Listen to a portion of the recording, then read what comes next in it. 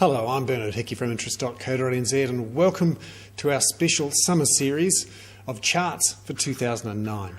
In this series, where we do 10 charts, we'll look at a chart showing what's happening with the New Zealand economy, one aspect of it, hopefully surprise you and teach you a bit about what's going on.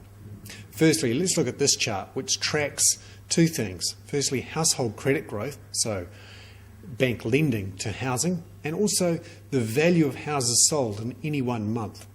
And you can see here, for most of the last 2 decades, those numbers have moved pretty much in tandem. Essentially, for every house that was sold, most of the money has come from the bank, which makes sense.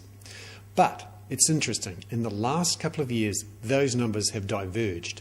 Now, the value of houses sold is much higher than the value of the loans coming from the bank. That says a couple of things. Firstly, banks aren't that keen to lend on high loan-to-value ratios. Also, they're not keen to lend overall. What it also says is that many of the sales going through now, particularly in the last year or so, have been of those people with high equity already in their homes who are looking to trade up or possibly trade down.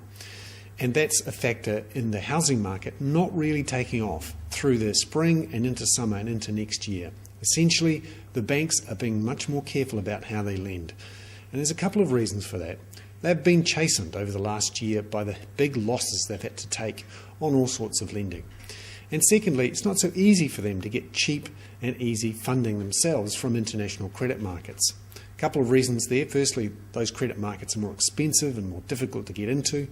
And secondly, the Reserve Bank has told the banks here to be much more careful about how they fund their borrowing. So it's forcing the banks to lend locally and to borrow locally and to borrow for longer terms.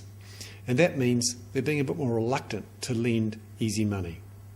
I'm Hickey. That was the first of our summer series of the charts of 2009 on the difference between household credit growth and the value of houses traded in any one month.